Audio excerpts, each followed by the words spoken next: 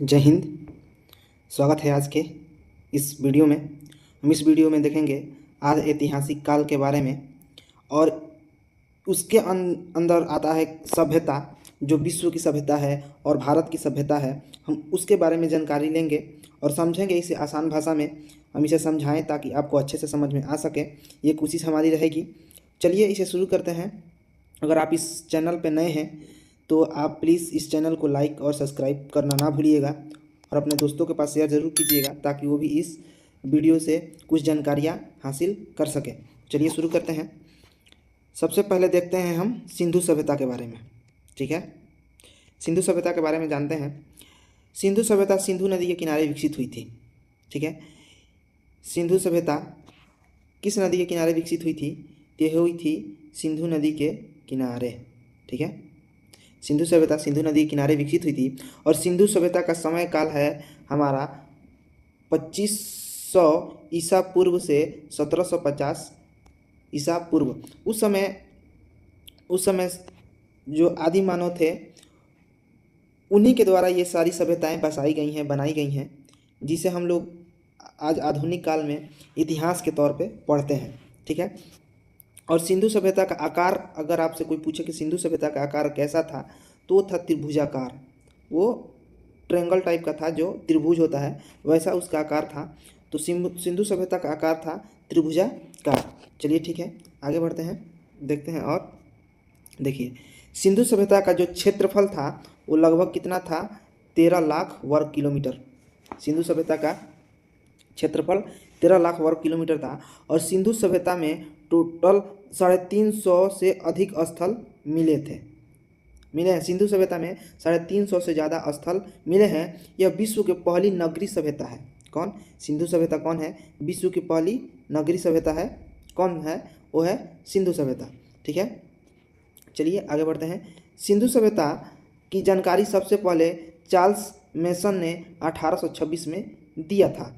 किसने दिया था? सिंधु सभ्यता के बारे में सबसे पहली जानकारी हम लोगों को दिए कौन? Charles mason.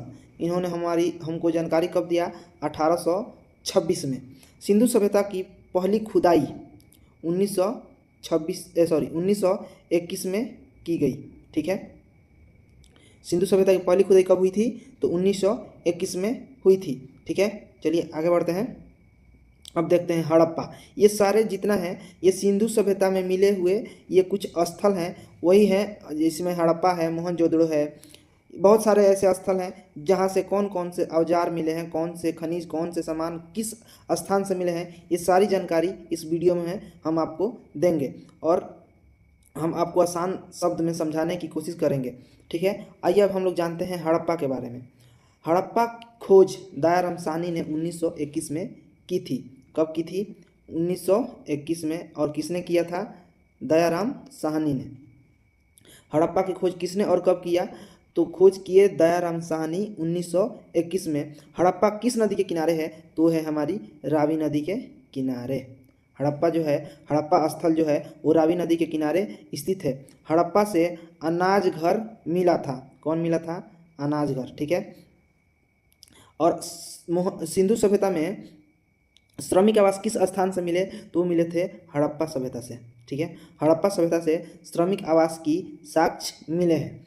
ठीक है, चलिए आगे बढ़ते हैं। देखिए, हड़प्पा सभ्यता में मातृ देवी की मूर्ति मिली थी। कौन? मातृ देवी की मूर्ति कहाँ मिली थी? तो मिली थी हड़प्पा स्थल में। ठीक है, हड़प्पा सभ्यता में मातृ देवी की मूर्ति मिली थी। ये सिंधु सभ्यता के स्थल हैं, ना कि ये कोई सभ्यता है। ठीक है, जो सिंधु सभ्यता में 350 से अधिक स्थल मिले थे, उन्हीं में से विशेष स्थल है जहाँ से कुछ विशेष सामग्री मिली थी, वही है, उसी में से एक है हड़प्पा। ठीक है, तो हड़प्पा एक स्थल है, ना कि कोई सभ्यता है। ठीक है, हड़प्पा से ही लकड़ी की ताबूत मिला था। लकड़ी के ताबूत किस स्थान से मिला था? तो हड़प्पा से। RH-37 कब्रिस्तान कहाँ मिला था? तो भी मिला था हड़प्पा में। ठीक है, ये सारी जानकारी आप लोगों को रखनी चाहिए। इसमें से अधिकतर क्वेश्चन एग्ज़ाम में पूछे जाते हैं। हम वही टॉपिक रखे हैं जो इम्पोर्टेंट टॉपिक है और जो एग्ज़ाम से रिलेटेड है, जो एग्ज़ाम में पूछे जाते हैं, वही सारे इस क्वेश्चन है इसमें। ठीक है, अब आइए देखते हैं। हड़प्पा से स्वास्तिक चिन्ह भी मिला था। क्या मिला था? स्वास्तिक चिन्ह कहाँ मिला था? हड़प्पा में मिला था। ठीक है, एक सींग वाला पशु कहाँ मिला था, उसका मतलब उससे रिलेटेड साक्ष्य जो था वो कहाँ मिला था, तो मिला था हड़प्पा में। एक सींग वाला पशु कहाँ मिला था, तो मिला था हड़प्पा में। अब आइए मोहनजोदड़ो के बारे में जानते हैं। ठीक है, देखिए मोहनजोदड़ो की खुदाई किसने किया था और कब किया था, तो वो किए थे राखल दास बनर्जी। मोहनजोदड़ो की खुदाई किसने किया था, राखल दास बनर्जी। कब किए थे, 1922 में। ठीक है, मोहनजोदड़ो की खुदाई राखल दास बनर्जी ने किया था और किया था 1922 में। और मोहनजोदड़ो भी जो था वो भी सिंधु नदी के किनारे ही स्थित था। मोहनजोदड़ो से ग्रेट बाथ मिला था। क्या मिला था, ग्रेट बाथ। ठीक है, मोहनजोदड़ो से विशाल अनाज घर, यानी देखिए अनाज घर जो मिला था वो हड़प्पा में मिला था, लेकिन जो हड़प्पा में अनाज घर मिला था उससे कई गुना बड़ा अनाज घर मिला था कहाँ, मोहनजोदड़ो में। तो इसलिए कहा गया बड़ा अनाज घर यानी विशाल अनाज घर कहाँ मिला था, तो मिला था मोहनजोदड़ो। कहाँ मिला था, तो मोहनजोदड़ो। ठीक है, चलिए आगे बढ़ते हैं। देखिए मोहनजोदड़ो से विकसित नाली व्यवस्था मिली थी, यानी कि वहाँ पे जो लोगों के घर से पानी निकलते थे, कचरा निकलते थे, वो किस रास्ते जाते थे, तो वो नालिये के रास्ते से जाते थे, यानी वो नगरीय सभ्यता थी और वो विकसित सभ्यता थी। ठीक है, तो मोहनजोदड़ो से नाली का साक्ष्य कहाँ से मिला है, तो मिला है मोहनजोदड़ो से। नाली का साक्ष्य कहाँ मिला है, तो मोहनजोदड़ो से मिला है। ठीक है, कहाँ मिला है, मोहनजोदड़ो से। और देखिए मोहनजोदड़ो से नृत्य करती लड़की की कांसे की मूर्ति मिली है, कहाँ से, तो मिली है मोहनजोदड़ो से। नृत्य करते कांसे की मूर्ति कहाँ मिली है, मोहनजोदड़ो। मोहनजोदड़ो से पुजारी की मूर्ति मिली है, किसकी मिलती है, पुजारी की मिलती है मूर्ति। और मोहनजोदड़ो से ही पशुपति के मुहर मिलते हैं, यानी मुहर स्वास्तिक चिन्ह मिला था कहाँ से, तो हड़प्पा से। और पशुपति मुहर मिला कहाँ से, तो मोहनजोदड़ो से। ठीक है, और ये इंपॉर्टेंट टॉपिक है, इसे आप ध्यान में रखेंगे। हम कोशिश करेंगे कि ये वीडियो ज़्यादा लंबा ना हो, इसीलिए हम चुन कर वो टॉपिक रखे हैं जो एग्ज़ाम में आते हैं। ठीक है, आइए देखते हैं चनहुदड़ो के बारे में जानते हैं। चनहुदड़ो की खोज 1931 में गोपाल मजुमदार ने की थी। कब की थी, 1921 में की थी। और किसने की थी, गोपाल मजुमदार ने।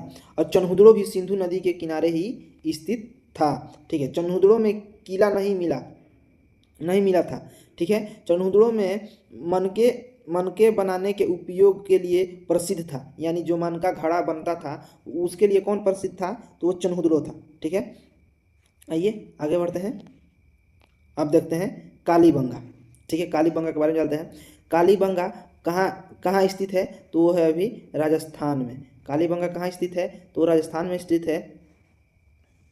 और कालीबंगा किस नदी के किनारे स्थित है, तो है घग्गर नदी के किनारे। किस नदी के किनारे, घग्गर नदी के किनारे कौन स्थित है, कालीबंगा। अब देखिए सिंधु सभ्यता में जोते हुए जुते हुए खेत का साक्ष्य कहाँ से मिला था, तो वो मिला था कालीबंगा से। ठीक है, ये सब सिंधु सभ्यता से ही रिलेटेड स्थल हैं, कालीबंगा, चनहुदड़ो, मोहनजोदड़ो। ठीक है, ये सब सारे सिंधु सभ्यता के ही स्थल हैं, ना कि ये प्रॉपर सभ्यता हैं, ये सब सिंधु सभ्यता के स्थल हैं। ठीक है, कालीबंगा से अग्निकुंड भी मिला था। ठीक है, तो अगर आपसे क्वेश्चन पूछता है सिंधु सभ्यता में अग्निकुंड किस स्थान से मिला था या किस जगह से मिला था, उसका नाम दिया होगा कालीबंगा। ठीक है, तो अगर ऑप्शन में कालीबंगा दिखे तो आप बेझिझक होकर टिक लगा सकते हैं। अब ये देखते हैं लोथल। लोथल अभी वर्तमान में कहाँ स्थित है, तो ये है गुजरात में। ठीक है, लोथल अभी वर्तमान में कहाँ स्थित है, ये है गुजरात में। लोथल की खुदाई किसने की थी, तो रंगनाथ राव ने किया था। किसने किया था, रंगनाथ राव ने किसका खुदाई किया था, तो लोथल की खुदाई की थी। लोथल अभी किस नदी के किनारे स्थित है, तो साबरमती नदी के किनारे स्थित है। लोथल किस नदी के किनारे स्थित है, साबरमती नदी के किनारे स्थित है। लोथल से डोंकियार्ड यानी बंदरगाह मिला था। बंदरगाह किस स्थान में मिला था, कहाँ मिला था, तो मिला था लोथल। कहाँ मिला था, लोथल। सिंधु सभ्यता में बंदरगाह किस स्थान पे मिला, तो मिला लोथल। ठीक है, चलिए आगे बढ़ते हैं। अब देखते हैं लोथल से विदेशी व्यापार के प्रमाण मिले थे। तो अब क्वेश्चन पूछ सकता है कि विदेशी व्यापार के प्रमाण किस स्थान से मिले थे सिंधु सभ्यता में, तो मिले थे लोथल से। लोथल में माप तौल के यंत्र मिले थे। माप तौल के यंत्र भी कहाँ मिले थे, लोथल में। ठीक है, माप तौल के यंत्र कहाँ मिले थे, लोथल। माप तौल के यंत्र कहाँ मिले थे, लोथल। ठीक है, सबसे बड़ा अनाज घर कहाँ मिला था, सबसे बड़ा विशाल कहाँ मिला था, तो मिला था मोहनजोदड़ो, याद रखिएगा। छोटा तो हड़प्पा। अब देखिए धौलावीरा। धौलावीरा गुजरात में स्थित है। ये भी कहाँ स्थित है? ये भी गुजरात में स्थित है। धौलावीरा भारत का सबसे बड़ा सिंधु स्थल है। अब देखिए सिंधु सभ्यता के सबसे बड़ा सिंधु स्थल कौन है? तो ये है धौलावीरा। कौन है? धौलावीरा। धौलावीरा जल प्रबंधन प्रणाली के लिए प्रसिद्ध है। किसके लिए प्रसिद्ध है? जल प्रबंधन प्रणाली के लिए प्रसिद्ध है। कौन? तो धौलावीरा। ठीक है, कौन प्रसिद्ध है? धौलावीरा। देखिए सुरकोटदा, सुरकोटदा गुजरात में स्थित है। ठीक है, सुरकोटदा कहाँ स्थित है? गुजरात में। सुरकोटदा से घोड़े की हड्डी मिली है। घोड़े की हड्डी कहाँ से मिली थी? तो सुरकोटदा से। कहाँ से मिली थी? सुरकोटदा से। ठीक है, उसके बाद ये बनावली देखते हैं, बनावली के बारे में। बनावली अभी वर्तमान में कहाँ स्थित है? तो हरियाणा। कहाँ स्थित है? हरियाणा। बनावली की सड़कें तारामंडल स्टार शेप में शुरू रूप में थी। किस रूप में थी? स्टार शेप में। तारामंडल, तारामंडल के तरह कहाँ की सड़कें थी? तो वो थी बनावली की सड़कें। ठीक है, कहाँ की सड़कें थी? बनावली की सड़कें। अब आइए देखते हैं रोपड़ के बारे में। रोपण पंजाब में स्थित है। ठीक है, कहाँ स्थित है? ये पंजाब में स्थित है। रोपण से मानव के साथ कुत्ते को दफनाने का साक्ष्य मिला है। किसके? मानव के साथ किसके दफनाने का साक्ष्य मिला है? कुत्ते का। अब ये सभ्यता की विशेषता के बारे में देखते हैं। सिंधु सभ्यता एक नगरीय सभ्यता थी। कौन सी सभ्यता थी? नगरी। इसकी सड़कें समकोण एक दूसरे को काटती थी, यानी समकोण थी, ये एक दूसरे को काटती थी। कौन? सिंधु सभ्यता की सड़कें। इसमें विकसित जल निकासी प्रणाली थी, यानी जो जल घर से निकलता था वो नाली द्वारा निकल जाता था, तो वही है विकसित जल प्रणाली थी। कहाँ? सिंधु सभ्यता में। इसकी अर्थव्यवस्था का मुख्य आधार क्या था? तो वो था कृषि। सिंधु सभ्यता के अर्थव्यवस्था का मुख्य आधार क्या था? तो वो था कृषि। क्या था? कृषि। ठीक है, इसका व्यापार अंतर्राष्ट्रीय स्तर पर होता था। सिंधु सभ्यता में व्यापार किस स्तर पर होता था? अंतर्राष्ट्रीय स्तर पर। किस स्तर पे? अंतर्राष्ट्रीय स्तर पर। सिंधु लिपि दाएं से बाएं लिखी जाती थी, यानी दाएं से बाएं। ठीक है, कहाँ लिखी जाती थी? दाएं से बाएं। और समाज मातृसत्तात्मक था, यानी वहाँ पे माता की पूजा होता था, पिता की नहीं। अभी हम लोग क्या है? पितृसत्तात्मक। और सिंधु सभ्यता के लोग क्या थे? मातृसत्तात्मक। अगर समाज में कोई पूछता है तुम किसके लड़के हो, तो हम लोग क्या बताते हैं? अपने पिता के नाम बताते हैं कि हम इनके लड़के हैं। ठीक है, लेकिन जब सिंधु सभ्यता के लोगों से अपने बारे में कोई जानकारी लेता था तो वो अपनी माँ की नाम बताते थे, यानी वो सिंधु सभ्यता जो थी वो मातृसत्तात्मक थी। और अभी जो थी है, जो हम लोग का जीवन काल चल रहा है, जो हम लोग का समय है, वो पितृसत्तात्मक है, यानी पिता से रिलेटेड है। ठीक है, आइए अब धर्म के बारे में देखते हैं। धर्म। सिंधु सभ्यता में पशुपति शिव की पूजा होती थी। किसकी पूजा होती थी? पशुपति शिव की। ठीक है, और मातृदेवी की पूजा होती थी। देखिए मातृदेवी की पूजा भी होती थी, शिव की पूजा होती है। और सिंधु सभ्यता में सबसे पवित्र वृक्ष माना जाता था तो वो था पीपल। और सबसे प्रिय पशु कोई था तो वो था सांड। क्या था? बैल, सांड। ठीक है, आइए अब अर्थव्यवस्था के बारे में देखते हैं। सिंधु सभ्यता कपास की प्रथम उत्पादक थी। कपास सिंधु सभ्यता में किसकी उत्पादन होता था? तो कपास की। ठीक है, लोग सोना, चांदी, तांबा और कांसा जानते थे। तो सिंधु सभ्यता के लोग क्या क्या जानते थे? सोना, चांदी और तांबा और कांसा। किसके बारे में जानते थे? किस किस धातु के? सोना, चांदी, तांबा और कांसा। अब एक क्वेश्चन पूछता है, बार बार आपसे पूछता है कि सिंधु सभ्यता के लोग किस किस धातु के बारे में नहीं जानते थे? तो वो है लोहा।